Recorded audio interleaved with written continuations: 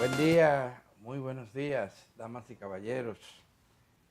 Aquí estamos, como de costumbre, con ustedes para compartir noticias y comentarios de los acontecimientos más trascendentales registrados en el país y fuera de él.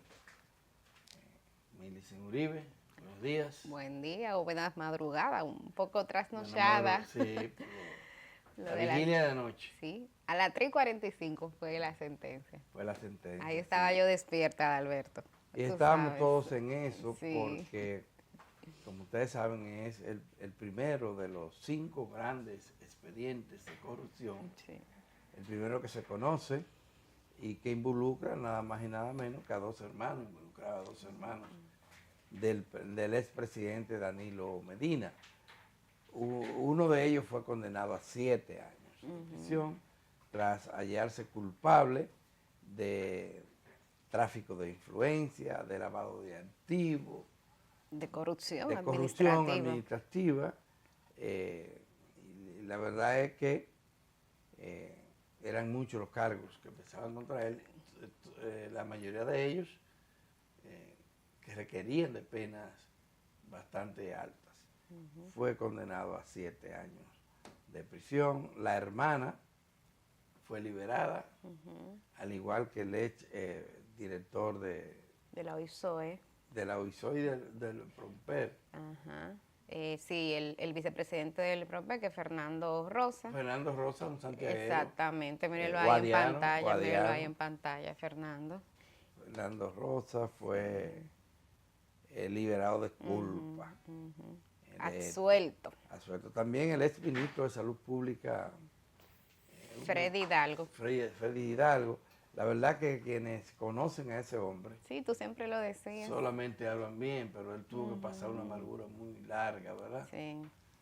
Porque fue involucrado en este expediente, tal vez por ingenuo, lo involucraron, y tuvo que esperar este fallo, que es de primera instancia. Ahora se supone que vendrán apelaciones, probablemente dentro de esas apelaciones van a provenir del Ministerio Público, que seguro que no está conforme. No, para nada. Con esto. Estaba pidiendo 20 años y en el caso de la sentencia más grave, que fue la de Alexis, solamente fueron 7 años de condena. Así que seguro que sí que apelará. Hay una repartición de penas para otros exfuncionarios, otros implicados, eran 19 en el expediente, 21.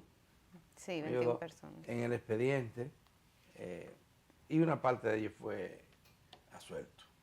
Así que vamos a ver lo que va a pasar en el día de hoy, pero la verdad es que la sociedad siente, o debería sentir, frustración, mucha frustración. Por supuesto. Por el desenlace de estos procesos, porque para muchos se confirma aquella tesis de que los ladrones, para recibir condena, depende de su estatus social y político, sobre todo sus vinculaciones políticas. Si usted no tiene recursos económicos, obviamente que va a recibir todo el peso de la ley si mete la pata cogiendo lo ajeno. Pero cuando se trata del Estado, eso es tan difícil, que se produzcan condenas que satisfagan las expectativas de la sociedad. Sí, hay que ver qué faltó aquí, porque siempre se había dicho que faltaba en algunas instancias del Estado voluntad política para que los casos de corrupción llegaran a los tribunales y se conocieran. En este caso no podemos decir. Hubo una decisión política, no política electoral, pero por ejemplo el caso del Ministerio Público, de instancias del Poder Ejecutivo, de que este caso avanzara.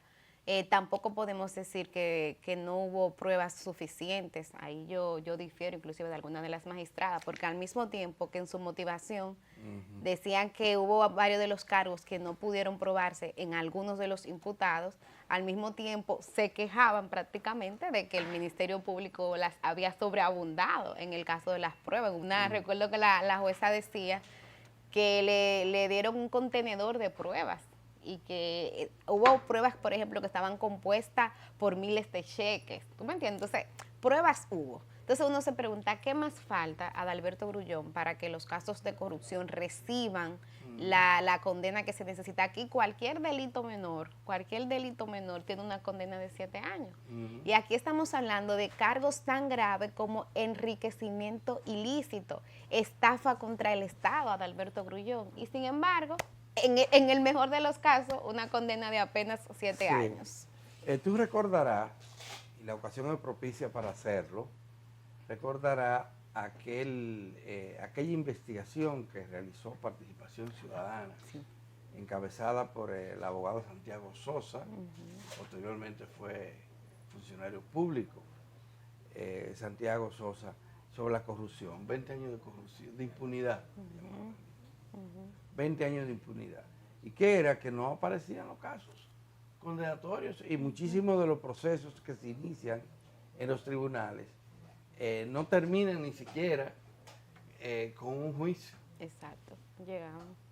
Esa es la situación que tenemos en la justicia. Hay que revisar todo esto porque lo otro es lo siguiente. Este caso ya lleva casi 5 años en los tribunales. Ahora viene el proceso de apelación. La apelación. Los afectados están alegando también que el caso es perimido. Millicent, y no dudes tú de que ese argumento le sea aceptado.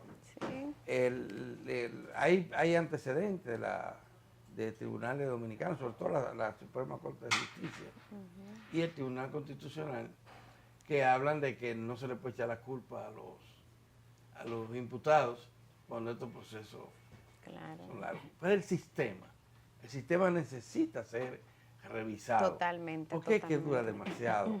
Y cualquier abogado, mire, se inventa lo que sea para posponer un juicio. El conocimiento de una causa por parte de un juez. Y la judicatura ha demostrado que es lenta, extremadamente lenta, también en los procesos. Dicen que los jueces están abrumados de expedientes, que no tienen capacidad, que operan con poco apoyo humano para el seguimiento, la investigación, verificar, por ejemplo, eso del montón de pruebas que se le presentan. Todo eso puede ser verdad, pero tienen que buscarse alguna solución. Claro. Pero lo cierto es que este fallo en el caso de Alexis Medina y Compartes no se le puede llamar como se conocía antes, porque hay un fallo del Tribunal Constitucional que lo prohibió.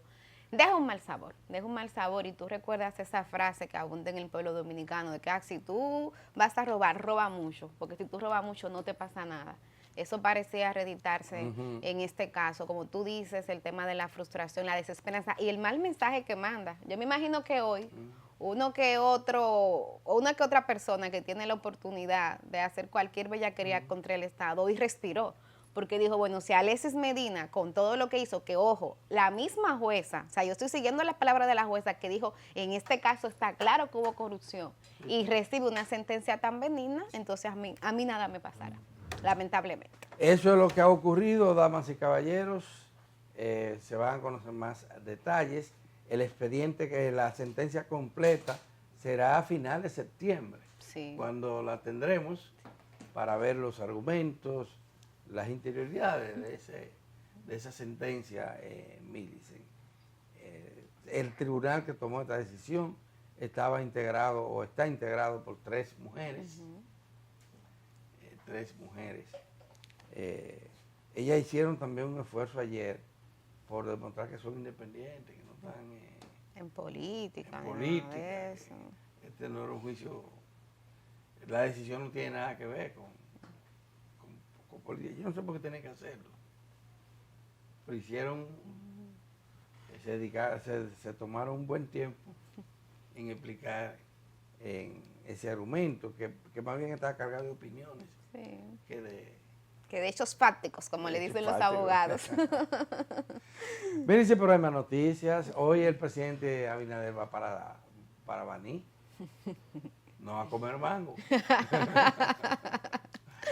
No va a comer mango, que va a inaugurar una obra que para el gobierno tiene mucha importancia, para la región sur. Región sur también. La región sur. Claro. Millicent, el día que terminen, bueno, esta obra ya va a ser puesta en funcionamiento en el día de hoy, con un acto significativo, marca la continuidad si usted no lo ha notado, averígüenlo, véanlo, de la continuidad de un proceso de inauguración de obras construidas por el actual gobierno. Totalmente. Definitivamente, que va a seguir. Y en el sur van a recibir una buena noticia.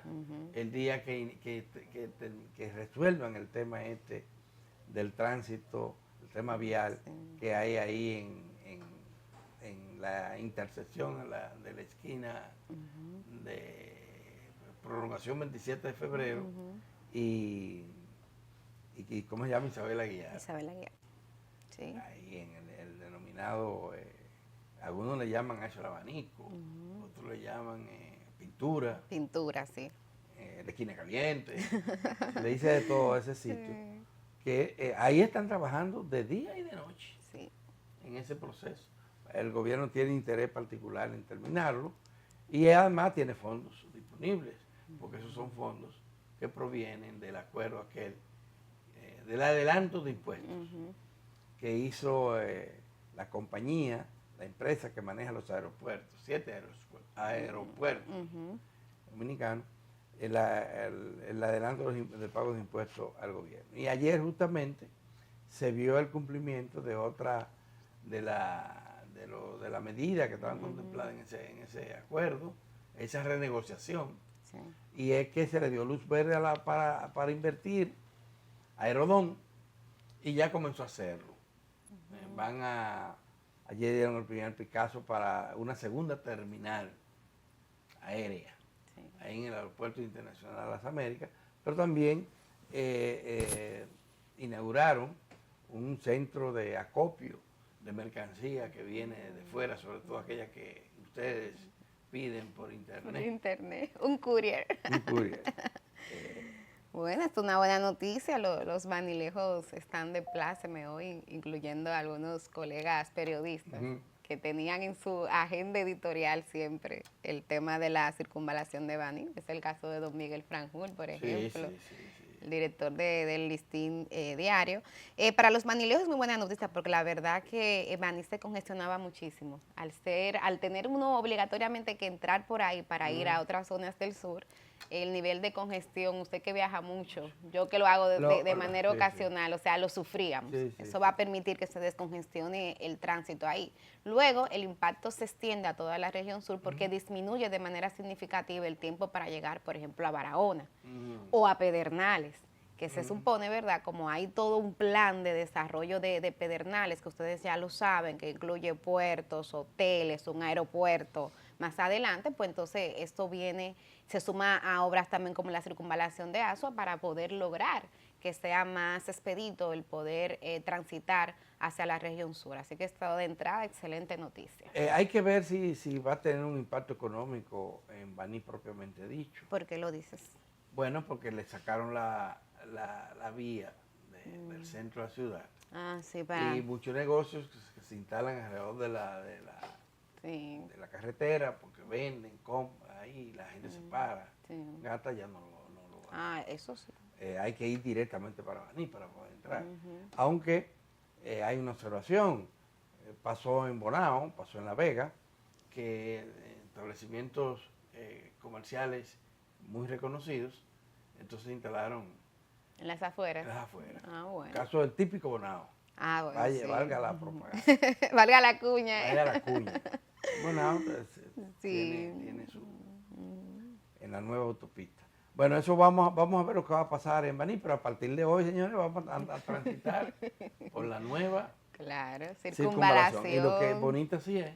Sí. Bonita sí es el panorama que ve la gente. Bello. Y rápido así es. Ay, qué maravilla. Así que, bueno. Inclusive, gente que van para la zona costera de la provincia de Peravia, también le conviene esta vía. Sí.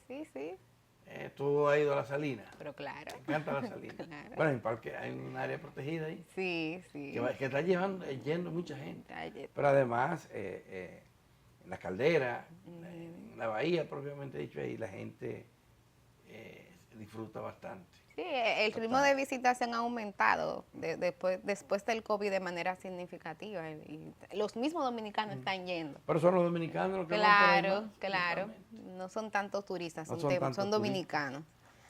Pero bueno, felicidades a los manilejos entonces. Así es. Y por otra parte, damas y caballeros, ahí crecen las expectativas con relación a una reunión que van a sostener los presidentes de Estados Unidos y de Rusia.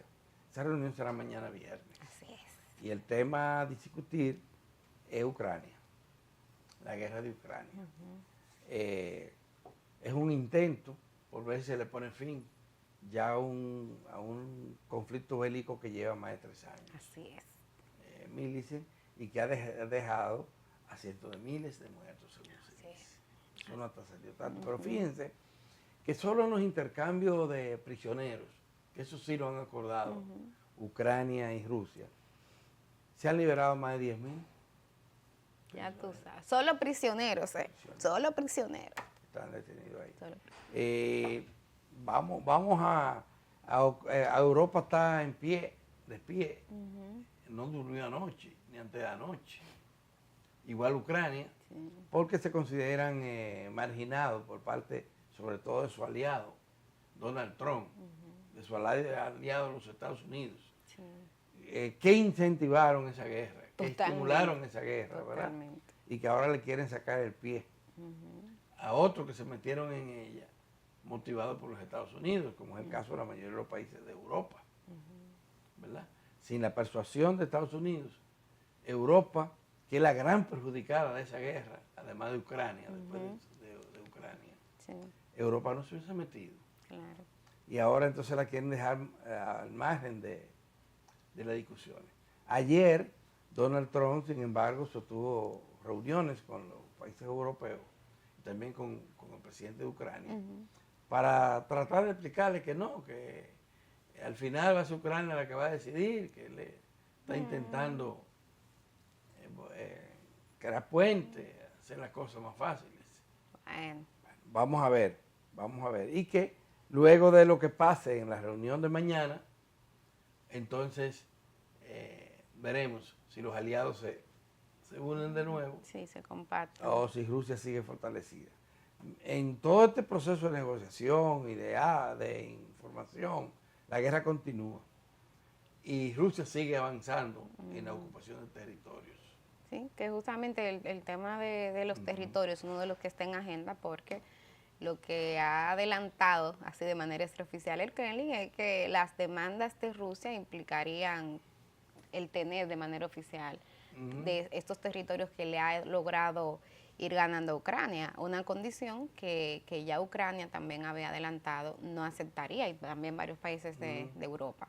Entonces vamos a ver, ayer también Donald Trump hacía la advertencia que de no llegar entonces a un acuerdo con Putin, Estados Unidos iba a seguir tomando sanciones contra Rusia. Exacto. ¿Qué más?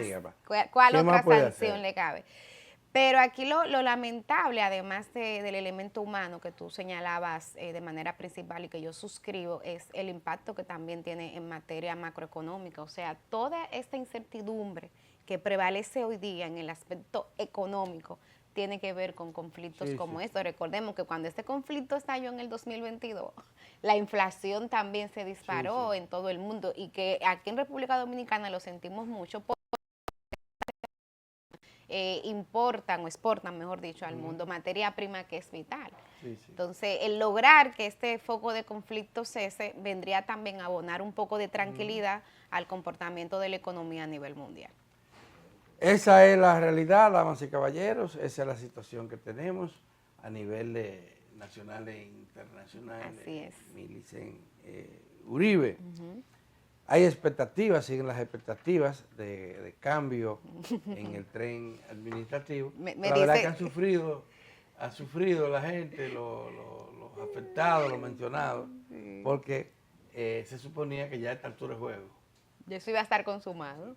Ay, que se ponen a calentar a la gente y después hay que esperar un tiempo prudente. Hay que decir también, recordar que lo dijimos ayer, que para el próximo domingo el presidente Luis Abinader va a encabezar un acto político de rendición de cuentas. Y digo político porque están Dicen que van a participar alrededor de 3.000 personas. Son mucha gente, Eso es Adalberto muchísima Grullón. gente. Y el presidente va a hablar ahí, se va a poner a circular unos informes de qué ha pasado en estos últimos 5 años. Bueno, yo veo al presidente como entusiasmado, Él Adalberto. no, lo que yo he visto, lo vimos en el encuentro esto que sostuvo Sí. el presidente con los medios de comunicación del Grupo Corripio, y lo hemos visto posteriormente a eso, es de que él está tranquilo. Él está tranquilo. Mientras mucha gente está rompiéndose el cráneo, como dice, Sí. tratando de buscar la explicación, qué va a pasar con las inversiones públicas, Ajá. qué va a pasar con la economía, Él está tranquilo. y además qué va a pasar con la reforma fiscal, las iniciativas de reforma fiscal. Él dice como que se va a manejar con lo que hay, sin mayores complicaciones. Bueno. Vamos a ver, siempre el último semestre del año es mejor. Sí, el más activo. O sí. menos malo que el primero. Sí, claro, claro. Y porque se activa el comercio. Estamos a la espera, damas y caballeros, en materia económica, de un presupuesto complementario. A Río no le gusta que le llamen A él le gusta que le digan presupuesto reformulado. reformulado. Rijo, me lo aprendí, Rijo. Reformular el presupuesto implica, Sí. bueno, en realidad es una reformulación. Sí. Lo que implica es ver si aumentaron los ingresos, qué vamos a hacer con ellos. Y otro, si hay instituciones lentas en la ejecución presupuestaria y otras mucho más adelantadas, cómo se mueven partidas de un lugar. Exacto, de un lugar a para otro. Y hay mucha gente que está esperando que le muevan eso. Que le muevan eso porque han hecho gastos que superan Los ingresos. los ingresos. Y así que, pero eso viene ahora, Sí, a ley de días. a ley de día, estamos en agosto. Claro, claro. O sea que lo queda menos tiempo para que el año se vaya. Muy bien. ¿Vamos a pausar? Vamos a pausar para que pasemos entonces a nuestra entrevista en primer plano del día de hoy, que va a ser con Roberto Herrera Polanco. Roberto es el director de infraestructura escolar del Ministerio de Educación. Así que, como ustedes se imaginarán, hay muchos temas interesantes que conversar con él. Y es sumamente importante porque pocos ministerios manejan la cantidad de recursos que se manejan en esa dirección. En esa dirección. Así que una pausa y regresamos con Roberto Herrera Polanco. Damas y caballeros, por continuar con su telediario 1+1, nos place tener aquí con nosotros, después de muchas gestiones, Sí. al director de edificaciones del Ministerio de Educación. Él es Roberto Herrera Polanco, dice mi iglesia. Roberto Herrera Polanco fue nombrado en principio como director, pero bajo la jurisdicción directa del Ministerio de Educación. Y ahora recientemente salió un decreto, digo recientemente porque fue hace meses, ya, que él declara esta dirección con autonomía para avanzar en su trabajo. Es a este organismo al que le corresponde velar por las edificaciones escolares y por decir dónde se construye o no se construye una escuela y cómo se repara y cuándo no. Y ese tema ustedes saben que está en primer plano, porque el 25 comienza la docencia en los centros públicos que ya tienen casi 3 millones de estudiantes. Cuéntenos, don Herrera. Bueno. Don Herrera no, usted es un muchacho.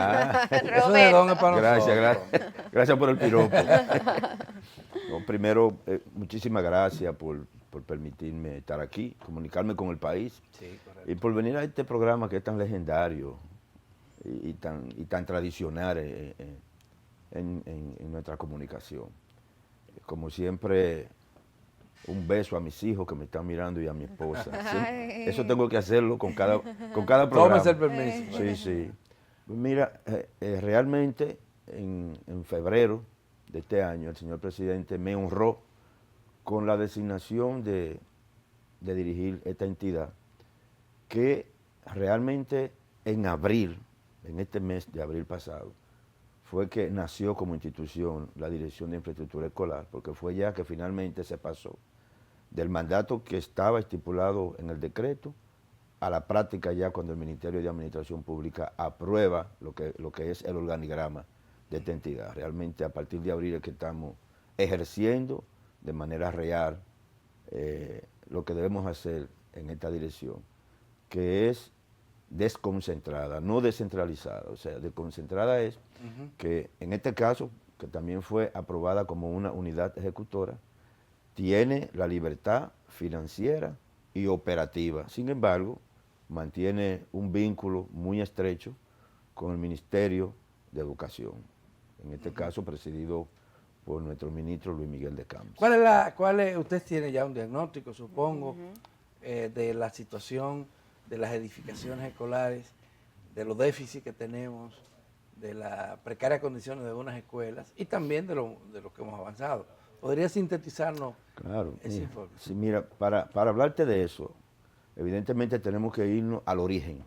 Nosotros llamamos el origen del sistema escolar que tenemos en gran medida al 2012. A partir del 2012, el gobierno implementa... El 4%. No tanto el 4%, sino también un conjunto de licitaciones y sorteos que originan el inicio de la construcción de unos 1.900 planteles escolares, sorteos y licitaciones. En ese entonces el gobierno tuvo la visión correcta de emprender una gran cantidad de proyectos prácticamente de manera simultánea. Sin embargo, en la ejecución de estos proyectos se cometieron varios yerros. ¿En términos de qué? Si bien una gran parte estaban bien ubicados a nivel geográfico, otros no. Ahí entró, me imagino, en la parte de la selección de los solares, algunos intereses que de una forma u otra, cuando tú vas a ubicar un plantel escolar, hay variables que tú tienes que tomar en cuenta. Si está cerca, o sea, si está en el centro de una comunidad, si está en un terreno adecuado. Nosotros, como gobierno, a partir del 2020, nos encontramos con un panorama donde teníamos edificaciones con un 20, un 30%, un 50, un 60%, hasta un 80%, en sitios lejanos de los centros de donde realmente hacía mucha falta. Encontramos muchas edificaciones en sitios que los terrenos no tenían las condiciones adecuadas para poder construirlo. Por ejemplo, en laderas, al borde de cañada, en cauce de río. Entonces, por esta razón, en el 2020 y otras, encontramos cerca de 718 planteles sin concluir. De esos 1.900 que se iniciaron desde el 2012, encontramos 700. Hace 5 años. Hace 5 años. O sea, ¿Y qué ha pasado con ellos? Pero peor aún, de esos 1.200 que se inauguraron, cuando vamos a los números, encontramos unos 600 que no estaban pagados. Que no estaban pagados. Eso, un gobierno responsable acabando de entrar en el 2020 con una pandemia, ¿qué tenía que hacer? Continuidad de Estado. No solo en continuar con los proyectos, porque ya estaban una gran parte avanzados, sino continuar pagándolos. Entonces el gobierno que preside el presidente Luis Abinader ha encarado esa situación. Con dos ahora, ¿cuál es el resultado? ¿Cuál es la situación? Porque ya conocemos... El resultado ahora es el siguiente. De esos 700 planteles que encontramos, nos quedan unos 380 que tenemos que terminar aproximadamente. Y estamos en eso. Por eso... Es decir, que terminaron 320. Ya. Sí, o sea, gracias a la... Pero no es mucho tiempo el que ha pasado, Roberto, para afrontar esa situación. Te explico. 5 años. De eso, sí, te explico. Yo sé que hubo trabas legales, etcétera, claro, o sea, pero es que tú supiste inclusive se hizo una legislación especial para facilitar eso. Tú supiste que hubo por un lado pandemia, que eso frenó el desenvolvimiento del gobierno 1 año y medio, y también supiste esa parte que trataste. Había que legislar, había que hacer unas leyes que permitieran tú continuar con los proyectos. Entonces, fruto de eso, es que precisamente hoy ya hemos concluido 310 escuelas. Entonces, cuando llegamos... ¿Ustedes iniciaron también escuelas no previstas en ese plan? Sí, a partir del 22, no nosotros, evidentemente porque entramos ahora a la posición. Claro, claro, claro. Pero como gobierno, a partir del 22 se hicieron licitaciones, especialmente en el ámbito de aulas iniciales y otras, porque evidentemente hay proyectos que aunque teníamos en el parque de los planteles una cantidad importantísima que teóricamente con esa ubicación de esos proyectos se proyectó cubrir el déficit. Evidentemente muchos de ellos no estaban ubicados donde se requerían. Por ende, el gobierno ha entrado en otras licitaciones. En nuestra gestión no, en nuestra gestión Usted no, está llegando. estamos llegando, digo, ya tenemos 4 meses, Sí, sí. no hemos continuado con licitaciones de nuevos proyectos, sino nos hemos concentrado en qué? En terminar lo que hay. En terminar. Esos 300 y tantos planteles escolares que faltan, que están en proceso de construcción, proceso que se inició hace más de 5 años, ustedes lo encontraron. ¿Cuál es la situación? ¿Cuándo terminan? El plan 24/7 se concentró exactamente en eso. ¿En qué? En hacer un operativo, trabajando mañana, tarde y noche, sentándonos con los contratistas, haciendo un pacto con ellos, diciéndole, mira, arráncame, te voy a pagar, tengo los recursos ahí. ¿Y su antecesor no hizo eso? Bueno, él lo hizo, pero evidentemente por eso tenemos el resultado de 300 planteles. Ahora ya nosotros vamos a entregar ahora, en este mes, que es el año escolar, 83 planteles. 83 Que nuevos estaban planteles. incluidos dentro de eso. En el plan, exacto. Entonces sigue bajando la cifra de los Sigue pendientes. bajando, que para que la gente pueda entenderlo, porque hay planteles que tienen 24 aulas, otros tienen 10, por eso lo identificamos como aulas. Estamos entregando por encima de 1.100 nuevas aulas Ahora. al sistema escolar. Ok. Fruto de que, ¿Y cuántas se necesitan? mira, según las estadísticas, que a veces yo miro las estadísticas, porque en definitiva son números que tú tienes, porque tú sabes que las estadísticas varían con el tiempo. Según las estadísticas que encontramos, tenemos un déficit de 7.000 aulas. 7.000. De 7.000. Yo dije, bueno, si hay un déficit de 7.000, ¿qué hay que hacer? Terminar aulas. No, y ahí tienen que comenzar más, porque Pero evidentemente. las que están en proceso no llegan a tanto. No Sí, llegan a no, déjame decirte, en términos numéricos, todo lo que tengo en el circuito de la construcción anda por 7.000 aulas. Sí. ¿Qué hay? Sí, o sea, que sí, Está porque, en proceso de construcción. claro, ahora tú tienes que ver Que la demanda si crece. están, no, claro. ¿Y no, dónde están? y no también? solo eso, si están ubicadas En en los los lugares sitios que apropiados. se requieren. Entonces, por eso, La demanda se incrementó y hubo incapacidad para satisfacerla significativamente a partir de la política de crear tandas extendidas. Porque en un lugar donde habían 2 escuelas, ahora hay una sola. Sí. Y eso no se resolvió definitivamente. no, en tú todos los sabes, sitios. dentro de los parámetros que se han medido en cuanto a la demanda, el mismo presidente lo ha expresado. Es importante que, por ejemplo, en sitios como la Altagracia, donde se registra uno de los mayores déficits, por eso entramos Porque hay allá. más éxodo de personas hacia allá. El éxodo, El crecimiento de la población a esos ahí. pueblos turísticos, Pero ese como es un caso, la Puerto Altagracia. Plata, o Puerto Plata, Santiago. Entonces, eso de las demandas tiene mucho que ver también con la movilidad. movilidad de la Claro, población. claro. Pero como quiera, hay lugares donde no hay esa movilidad, sino al contrario, que hay gente que está saliendo y tienen déficit. Claro. Porque la escuela sigue siendo la misma que había. Es más, hay reportes de escuelas que no tienen tandas extendidas y por tanto los niños y las niñas no pueden disfrutar de la comodidad del almuerzo, por ejemplo. Correcto. Escolar, porque en la tarde funciona otra escuela. O sea, sigue como el método viejo.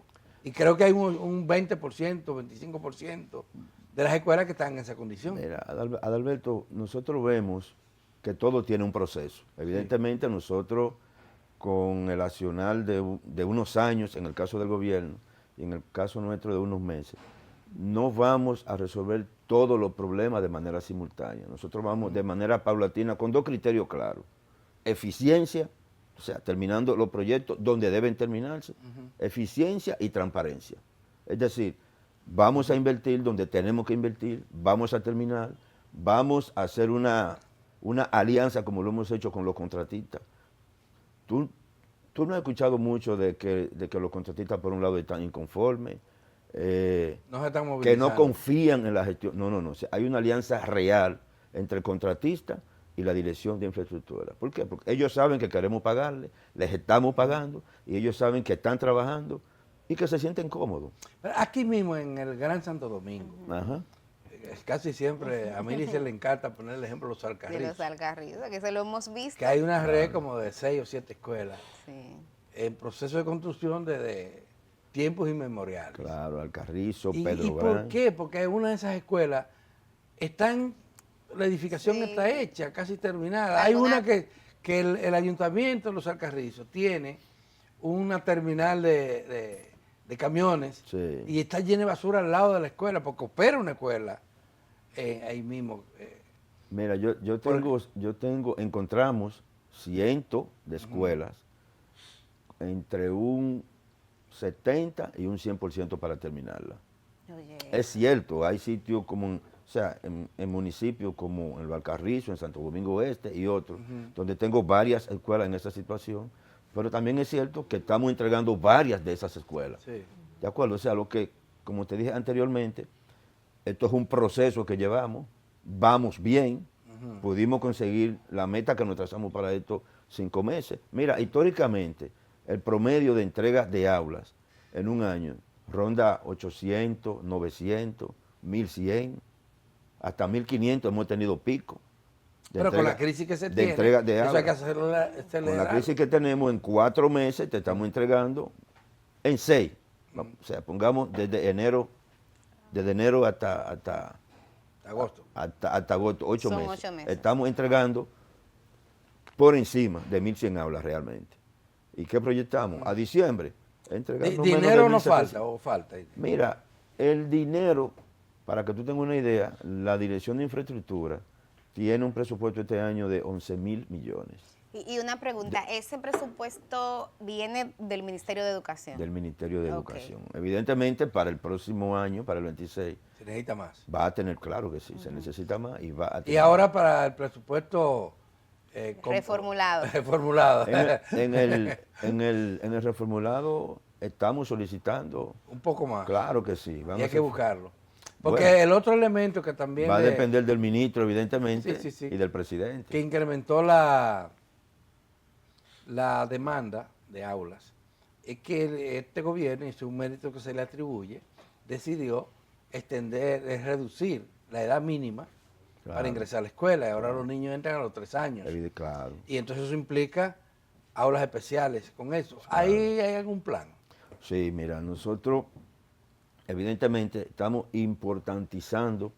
Mira, en educación tú tienes que importantizar todo, evidentemente. Pero las licitaciones que hizo este gobierno de aulas iniciales, esas le estamos dando preponderancia incluso para los pagos. ¿Para qué? O sea, para contribuir con el crecimiento de esta oferta de aulas iniciales. Y evidentemente, por asunto de rapidez también, licitamos y estamos licitando aulas auxiliares que tienen la capacidad de instalarse 10, 15 o 20 días varias aulas. O sea, Ok. y continuar, continuar, Adalberto. Hay que hacer una pausa con el Sí. permiso suyo. Claro que sí, claro que sí. Con el permiso suyo y de nuestra audiencia, por supuesto. Muchísimas gracias por mantener la sintonía con Uno más Uno. Hoy estamos conversando con el ingeniero Roberto Herrera Polanco, quien es director de infraestructura escolar. Y me gustaría que iniciemos este bloque, Roberto, dando respuesta a unas declaraciones que daba ayer en rueda de prensa la Asociación Dominicana de Profesores, la ADP, que llamaba a sus maestros a integrarse a las aulas para el próximo año escolar, pero señalaba con mucho ahínco que el mismo peligra justamente por la falta de aulas y la falta de cupos. Decía, faltan 7.000 aulas para el presente año escolar. Señalaban que hay 800 centros educativos con construcción paralizada por más de 5 años y además que hay más de 2.000 escuelas que están pendientes de remozamiento, reparación y equipamiento. Mira, una de las cosas que observé al entrar a la DIE es que la ADP es una entidad que hay que tomar en cuenta incluso para los trabajos. Yo de manera normal, cada uno de mis recorridos siempre trato de hacerme acompañar de este gremio que tiene su rol como gremio, pero que también contribuye mucho con sus declaraciones y con su acompañamiento. Ahora, si cuando llegamos en el 20 recibimos 709 planteles sin terminar y hoy nos quedan 380 planteles. Y yo hablo de 800. No. Realmente te estoy dando informaciones que manejamos día a día. Por eso a veces con las estadísticas hay que cuidarse, porque las estadísticas te varían. Por ejemplo, yo escuché en algunos medios que la Dirección de Infraestructura Escolar solo ha invertido el 5% de su presupuesto. Y no es así. Nosotros hemos invertido por encima del 60% de nuestro presupuesto y no va a hacer falta más dinero. Pero el que lo escucha, que no domina estas informaciones, pues evidentemente puede errar. Entonces, respetamos los criterios de la ADP, pero realmente, si de esos 300 y pico de planteles que encontramos, ya estamos entregando ahora 83 ahora, evidentemente quedan menos planteles. Y si te estoy entregando por encima de 1.100 aulas, evidentemente quedan menos aulas. ¿Y qué van a hacer ustedes para agilizar esos procesos de construcción? Porque lo que estamos está haciendo, identificado, el problema está identificado. déficit. Allí Alberto. tenemos esta escuela, tenemos Exacto. esto. Ustedes dicen que tienen disponibles los recursos. ¿Qué pasa? Porque yo recuerdo una frase que me dijo un ingeniero muy famoso de la República Dominicana, don César Augusto, que él dice que cuando le preguntan cuánto va a durar esta obra, dice, ¿cuánto tú tienes? Alberto, ¿tú sabes lo que vamos a hacer? Disponible. Te digo lo que vamos a hacer, lo que estamos haciendo.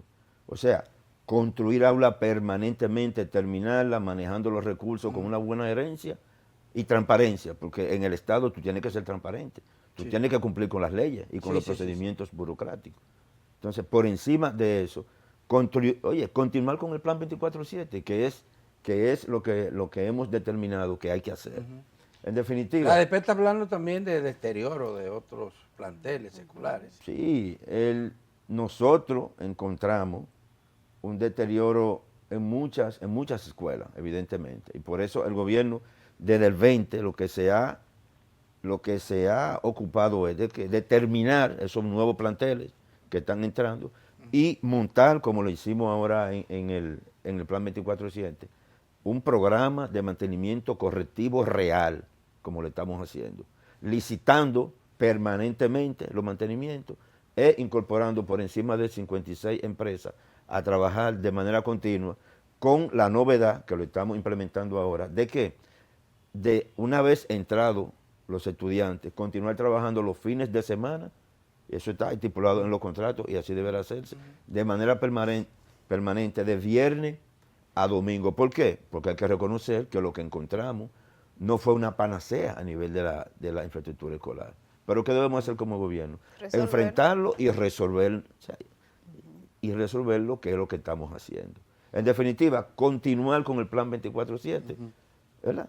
Contribuyendo con bajar el déficit de aula y al cabo de 1 año y medio, 2 años, 3 años, veremos que la realidad evidentemente será. Hace cerca de 2 años que el gobierno anunció la creación, la instalación de una ciudad educativa en Villa Altagracia que alojaría a la Universidad